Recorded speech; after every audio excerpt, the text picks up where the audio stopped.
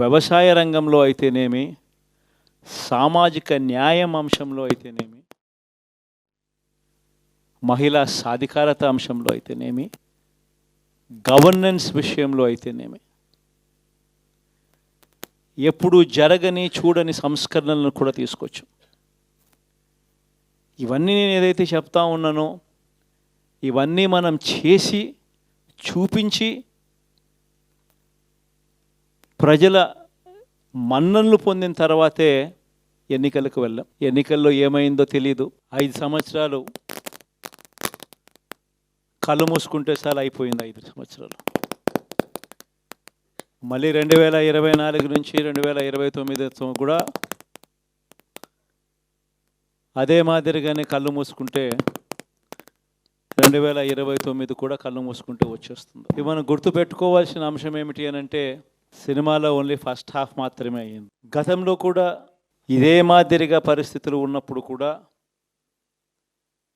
మనం ఏ మాదిరిగా పైకి లేచాము అన్నది కూడా మీ అందరికీ తెలిసిన విషయాలే. నేను ఒక్కటే మీ అందరికీ చెప్తా ఉన్నా, ప్రజల్లో ఈరోజు మనం చేసిన మంచి ఉంది. ఇంటింటికి మనం చేసిన మంచి ఇంకా బ్రతికే ఉంది. ప్రజల్లో ఈరోజు మనం చేసిన పాలన మీద విశ్వసనీయత అనే పదానికి అర్థం ఈ రోజుకి కూడా ప్రజల్లో ఉంది. గడప గడపకు మనం చేసిన మంచి ఇంకా ప్రజల్లో బతికే ఉంది. మరి ఇవన్నీ ఉన్నప్పుడు మళ్ళీ మనం లేయడం కూడా తథ్యం.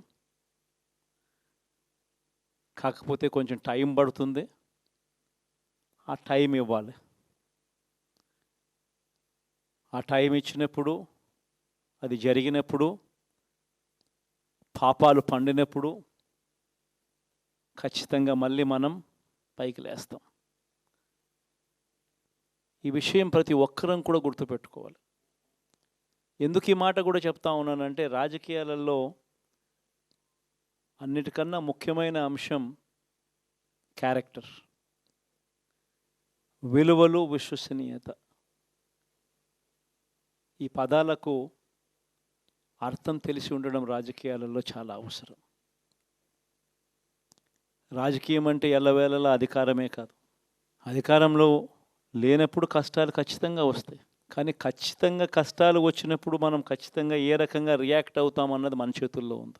విలువలు, విశ్వసనీయత లేని మనిషిగా రాజకీయాలు చేద్దామా, లేదా కష్టాలు వచ్చినప్పుడు ఆ కష్టాలను ఎదుర్కొని హుందాగా నిలబడుతూ మళ్ళీ 5 సంవత్సరాలు కళ్ళు మూసుకుంటే 5 సంవత్సరాలు అయిపోతాయి, మళ్ళీ 5 సంవత్సరాల తర్వాత మన పాలన వస్తుంది, మన ప్రభుత్వం వస్తుంది, అప్పుడు మళ్ళీ మనమే ఆందోళన ఎక్కుతామన్నది కూడా గుర్తుపెట్టుకొని అడుగులు వేస్తామా అన్నది మనలో ప్రతి ఒక్కరూ కూడా ఆలోచన చేసుకోవాలి. ఇదే మన ప్రభుత్వం అధికారంలో ఉన్నప్పుడు కులం చూడలేదు, మతం చూడలేదు, ప్రాంతం చూడలేదు, రాజకీయాలు చూడలేదు, చివరికి ఏ పార్టీకి ఎవరు ఓటు వేశారు అన్నది కూడా చూడకుండా ప్రతి పథకము కూడా డోర్ డెలివరీ చేయించాం. మనం అర్హత మాత్రమే ప్రామాణికంగా తీసుకొని ప్రతి పథకము, ప్రతి మంచి కూడా ప్రతి ఇంటికి డోర్ డెలివరీ చేయించాం. అలా ప్రతి మంచి, ప్రతి పథకము డోర్ డెలివరీ చేసిన ప్రభుత్వం మనదైతే, పాలన మందైతే, ఈరోజు కేవలం వాళ్ళ పార్టీకి ఓటు వేయలేదు అని మాత్రమే, ఓటుకు వేయకపోవడమే పాపం అన్నట్టుగా ఈరోజు రావణ కాష్టం సృష్టిస్తూ ఉన్నారు, విధ్వంసం చేస్తూ ఉన్నారు,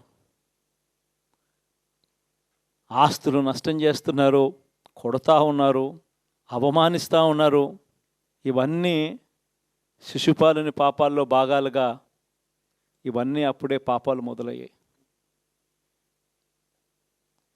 ఒకవైపున మనమేమో మనకు ఓటు వేయకపోయినా కానీ ఏ రోజు కూడా డిస్క్రిమినేషన్ చూడలేదు.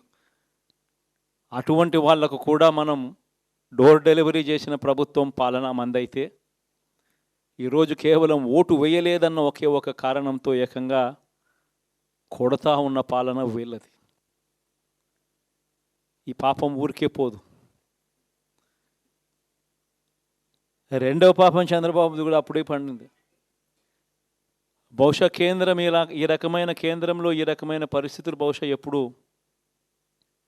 ఉండిండవేమో.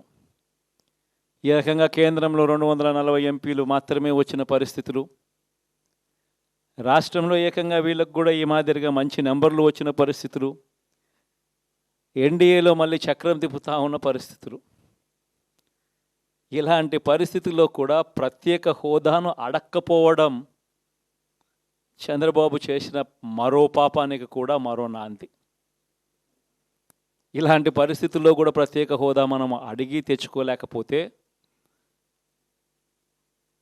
రాష్ట్రంలో ఏ ఒక్క యువకుడు కూడా క్షమించడు చంద్రబాబు నాయుడు.